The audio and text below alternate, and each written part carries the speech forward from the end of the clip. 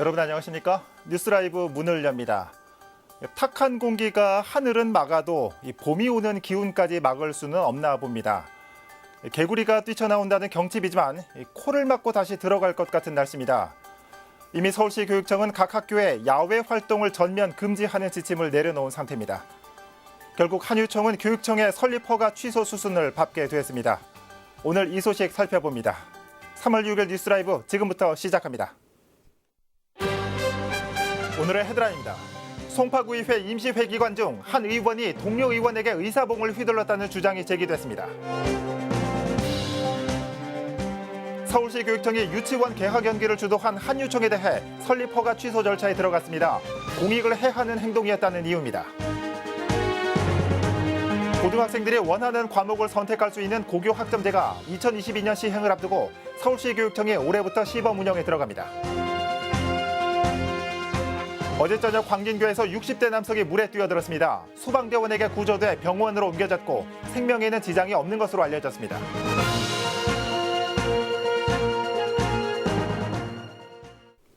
최근 송파구의회 임시회기관 중 한 의원이 동료 의원에게 의사봉을 휘둘렀다는 사실이 뒤늦게 알려졌습니다. 결국 경찰 수사로까지 이어진 가운데 연이은 파행도 우려되고 있습니다. 보도에 태윤영 기자입니다.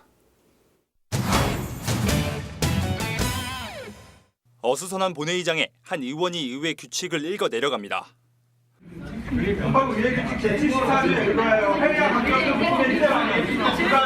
급기야 다른 한 의원이 손에 쥐고 있던 의사봉을 휘두릅니다.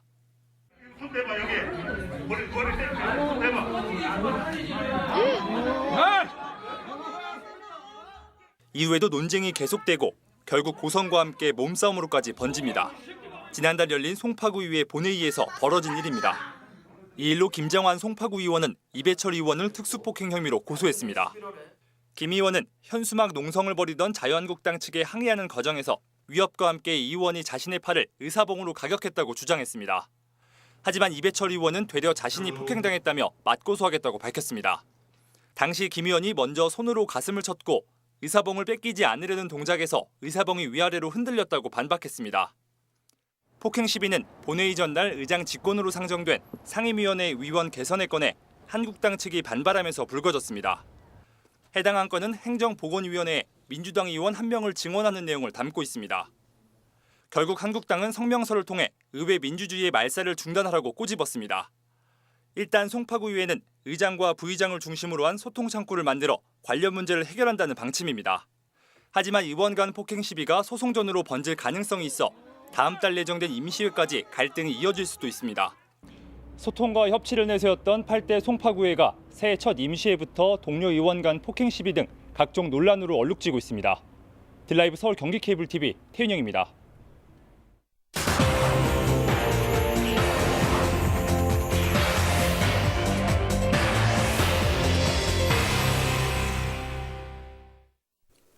송파구의회가 새해 첫 임시회부터 삐거덕거리고 있습니다. 의장 직권의 안건 상정에서 시작된 여야 간의 갈등, 동료 의원 간의 폭행까지 여기에 의원 간 고소에 맞고소가 예고되며 논란이 커지고 있습니다. 취재 기자와 함께 자세히 살펴보도록 하겠습니다. 태윤영 기자 어서 오시죠. 현재 불거진 폭행 시비가 경찰 수사로까지 비화되는 모습입니다. 앞서서도 잠시 살펴봤지만 이 사건의 발단은 어디 있습니까? 여러 번 언급했듯이 의장 직권의 안건 상정이 발단이 됐습니다. 예. 이에 반발한 자유한국당 측이 장내 농성을 벌이며 파행의 폭행 시비까지 불거졌는데요. 논란이 된 안건은 상임위원회 위원 개선의 건으로 행정보건위원회에 민주당 의원을 1명 증언하자는 내용입니다. 예. 해당 의원은 도시건설위원회 위원인 김득연 의원인데요.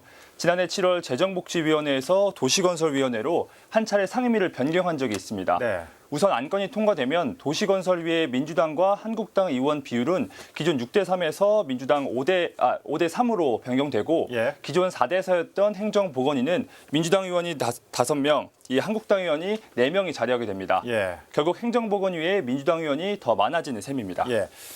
민주당 의원 수가 기존보다 늘어난다는 건 그만큼 민주당의 목소리가 커진다는 걸 의미할 텐데 이에 반발해서 이 한국당 측에서 농성을 벌인 겁니까? 물론 그런 이유도 있겠지만 더 중요한 문제로 한국당 측은 소통과 협치의 부재를 꼽았습니다. 예. 지난해 7월 김두겸 의원이 1차로 상임위를 변경할 당시에는 여야 간의 소통이 있었다고 합니다. 하지만 이번의 경우에는 별다른 소통 없이 이 본회의 하루 전날에 이성자 의장이 직권으로 해당 안건을 상정했는데요. 예. 이 때문에 한국당 측은 본회의 당일 이 장례 농성을 통해 의회 민주주의의 말살을 중단하라고 날을 세웠습니다. 네. 이성자 의장은 이와 관련해서 별다른 의도는 없었고 이 김두겸 의원이 상임위 변경을 요청해서 안건을 상정했다고 밝혔습니다. 예. 그래도 한국당과 소통이 없었던 부분에 대해선 해결 필요성을 언급했습니다. 예.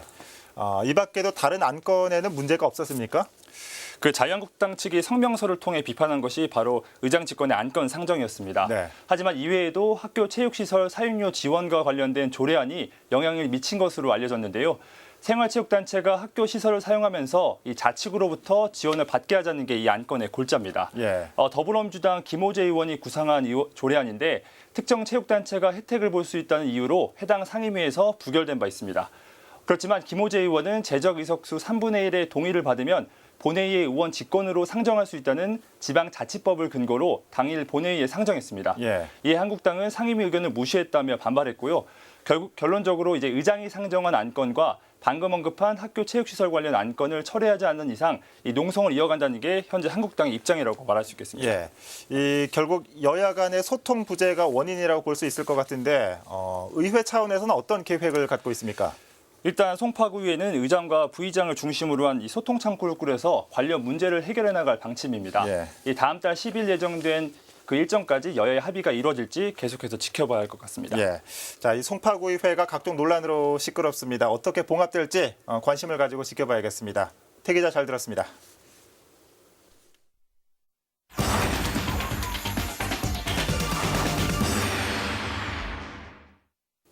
서울시 교육청이 유치원 개학 연기를 주도한 한국유치원총연합회에 대해 설립 허가를 취소하기로 했습니다.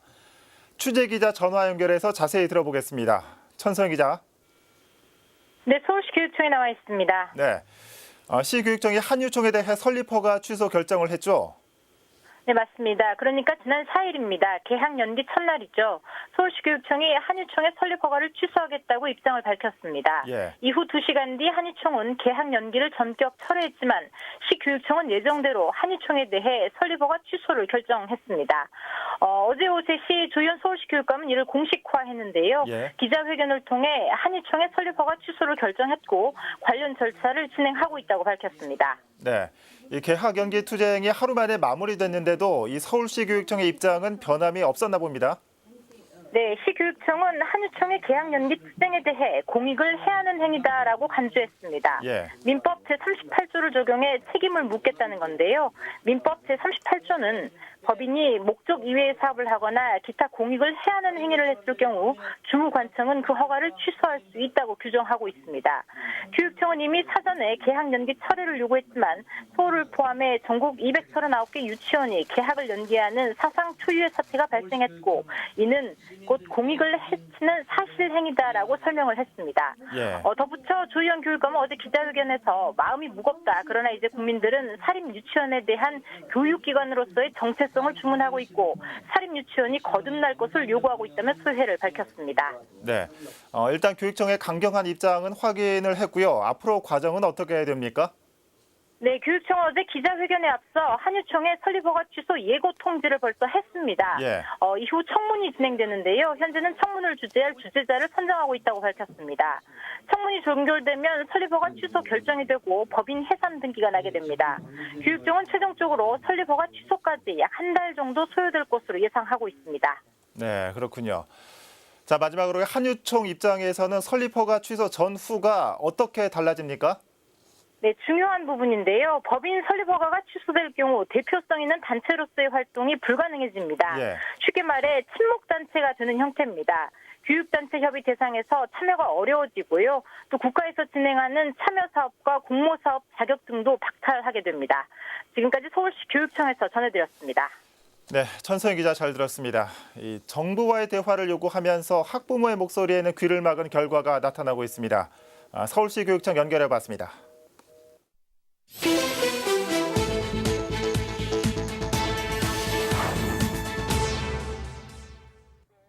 어제 오후 6시쯤 서울 광진구와 강동구에 있는 광진교 중간 지점에서 60대 남성 한 명이 투신한 것으로 보이는 사고가 발생했습니다. 신고를 받고 출동한 구조대에게 구조된 이 남성은 구급대원으로부터 심폐소생술을 받은 뒤 인근 병원으로 이송됐습니다. 어제 오후 1시쯤 중랑구청에 있던 물탱크에서 불이 났습니다. 인명피해는 없었지만 물탱크의 외부 보온재가 일부 소실됐습니다.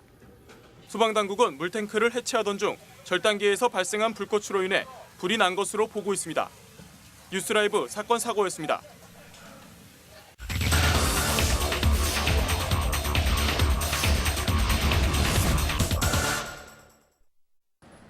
제가 나와 있는 지금 이곳은 중랑구의 한 먹자 골목입니다.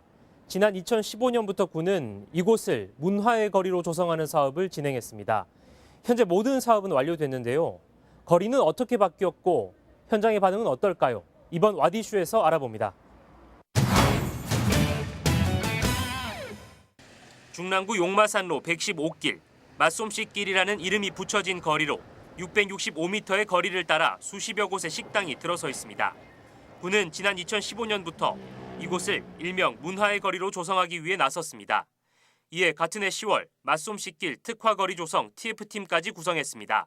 저희가 처음에 가장 핵심으로 잡았던 거는 그 주차 공간이라던가 차량이 지금 다니고 있는 도로를 대폭 줄임으로써 그 공간들을 활용한 저희가 활성화 사업을 하고 있었던 거였거든요. 네. 어쨌든 보행 환경은 저희가 확보를 하기 위해서 저희가 할 수 있는 최대 한도로 높이고 저희가 이제 원래 했던 지중화가 가장 큰 사업이었다고도 할 수 있고요.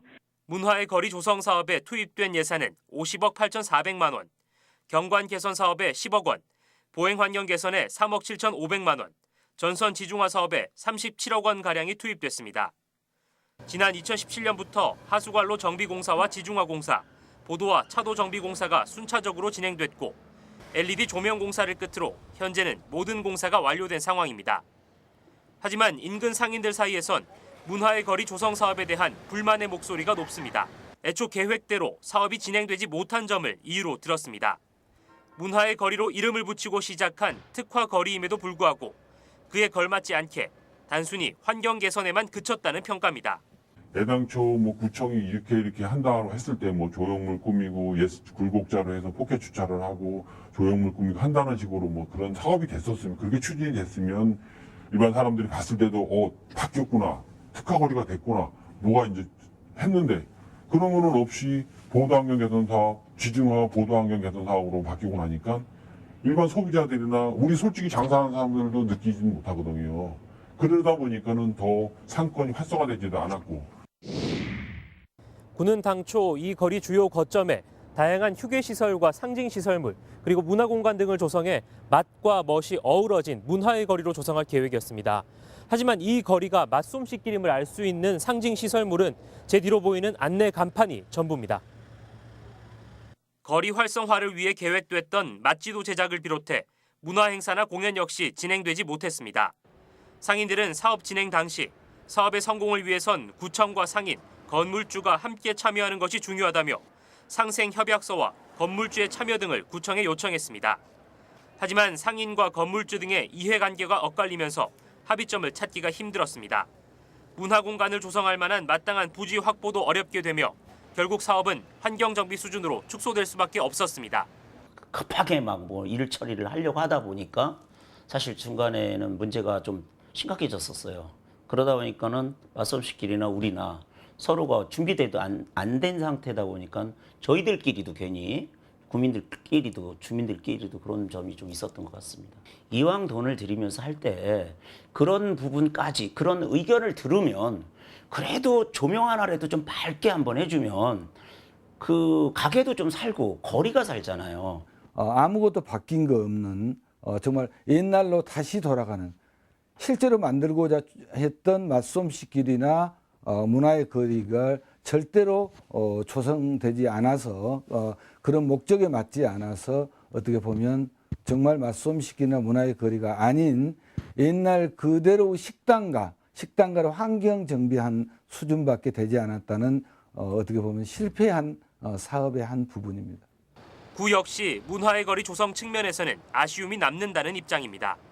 일방 통행을 추진하고 주차장 축소 등을 통해 상징 시설물과 공연장 등을 설치해 문화가 있는 거리로 조성하려 했지만 반대 민원이 만만치 않았다는 당시의 현실적인 어려움을 내비쳤습니다. 일방통행으로 해서 그러니까 좀 걷기 편한 길로 환경 개선을 하고 이제 뭐 활성화 사업을 추진하려고 했습니다만 거기 상가에 계시는 점포주라던가 실제 거기 건물주들께서 그런 걸 원하지 않으셨어요. 예, 실질적으로 그렇게 하다 보니까 저희가 사업이 당초 저희가 했던 것보다는 많이 바뀌었습니다. 저희도 그 부분은 많이 아쉬운데요. 그러니까 주차장을 없애면은 손님이 찾아오질 않고 손님이 찾아오지 않으면은 현재 수준의 활성화도 지켜내지 못할 것이다라는 그런 것들이 있으셨어요. 그 부분들에 대해서 이제 협의가 저희가 힘들었던 부분인 거죠. 3년에 걸쳐 약 50억 원이 투입돼 조성된 맛솜씨길의 현주소입니다. 상인이든 구청이든 애초 사업에 참여했던 모든 주체가 환경정비 수준의 변화만을 기대했던 것은 아닐 겁니다. 맛솜씨길만이 내세울 수 있는, 그래서 누구나 공감할 수 있는 문화의 거리로 거듭나기 위해선 외형 변화에 걸맞는 내실 있는 변화도 필요해 보입니다. 와디슈 김동훈입니다.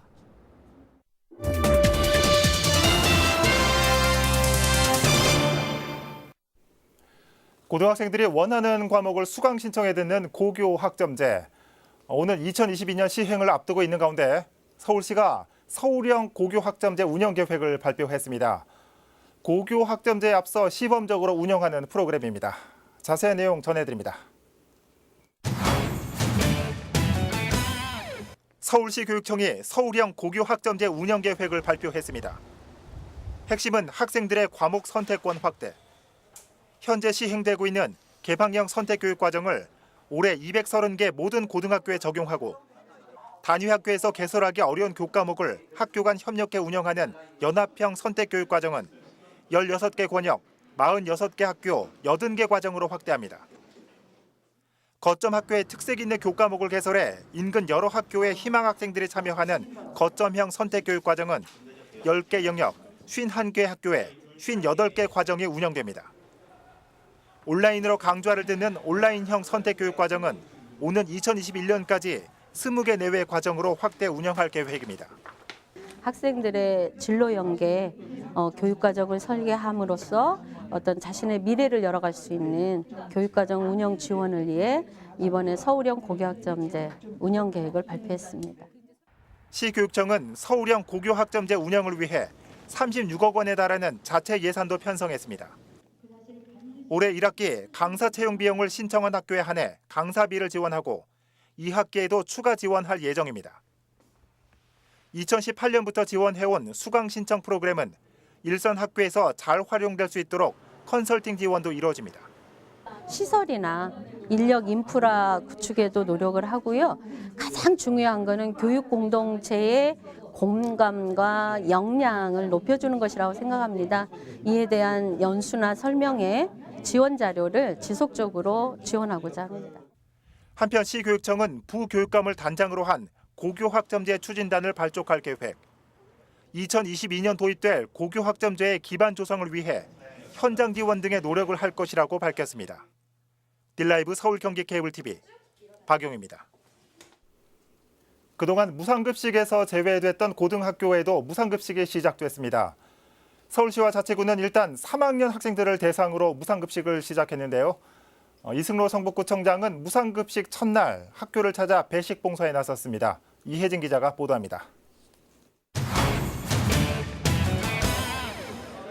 12시 점심시간, 길게 늘어선 학생들 사이로 배식 도우미들의 손길이 분주합니다. 새 학기를 맞아 배식 봉사에 나선 이승로 성북구청장은 뜻깊은 날을 함께하기 위해 학교를 찾았습니다. 그동안 무상급식에서 제외됐던 고등학교 학생들에게 처음으로 무상급식이 시작되는 순간이기 때문입니다. 예, 우리 고등학생들에게 첫날 무상급식이기 때문에 기쁜 마음으로 우리 고등학생들 찾아왔습니다. 우리 학생들이 학업 외에 다른 불편함이 없도록 보편적 복지 차원에서 오늘 학생들의 건강을 기원하면서 찾아왔습니다. 예. 서울시는 2021년 고등학교 전면 무상급식을 계획하고 있습니다. 그 시작으로 올해는 고등학교 3학년 학생들을 대상으로 무상급식을 시행하고 내년엔 2학년 학생들까지 포함한다는 계획. 서울시와 서울시 교육청 그리고 자치구가 비용을 나눠 부담합니다. 성북구도 고3 학생들의 무상급식을 위해 5억 5천만 원의 예산을 편성했습니다. 졸업 1년을 앞두고 무상급식을 시작한 고3 학생들은 부담 없는 한 끼에 만족하는 분위기입니다. 또한 성북구는 친환경 쌀급식을 위해 올해 6억 원의 예산을 편성했습니다. 학교 급식에 친환경 쌀을 사용할 경우 일반 쌀과의 차액을 성북구가 지원하고 나선 것. 또 어린이집이나 지역 아동센터에 제공하는 공공급식의 질을 높이기 위해 원산지로부터 친환경 식자재를 공급받아 지원하고 있습니다. 친환경 쌀은 이제 산지와 직거래를 통해서 이제 일반 쌀에 대한 차액 등을 저희가 이제 각 학교에 유치원부터 고등학교까지 차액을 지원하면서 우리 학생들이 친환경 쌀을 먹도록 저희들이 지원하고 있습니다. 한편 성북구는 무상급식 확대로 중단됐던 초등학교 제철과일 급식도 올해 안으로 예산을 확보해 다시 시작한다는 계획입니다. 딜라이브 서울경기 케이블 TV 이희진입니다. 중구는 건축물 대장과 등기부상에 남아있는 일본인 명의 건물을 올해 안에 완전히 청산합니다. 대상은 지역 내 건물 11만 3천여 동 가운데 소유자가 일본인으로 잡히는 건물 485동입니다. 구는 이달 건물 등기와 재산세 과세 여부, 항공사진 판독 등 사전 검토를 거친 후 오는 4월과 5월에 현장 조사를 벌입니다. 이어서 6월부터는 건물이 없는 경우부터 건축물 대장을 말소하고 법원에 등기 말소를 의뢰하기로 했습니다.